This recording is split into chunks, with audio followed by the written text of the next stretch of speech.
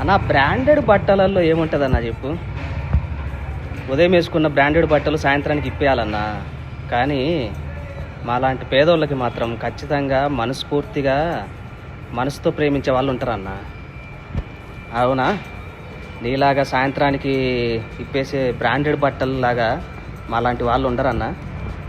Anyhow Pritam advocate అని ఉంది, మీరు కూడా ఒక అడ్వకేట్ అయ్యి ఉండి బ్రాండెడ్ బట్టలు వేసుకో ఓవర్ యాక్షన్ అన్నావు.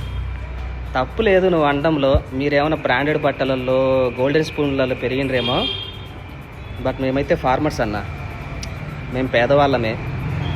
నువ్వు పెట్టిన కామెంట్కి అది ఒకసారి నువ్వే చూపించుకోన్నా, ఎవరితోనన్నా చూపించుకొని మాట్లాడు.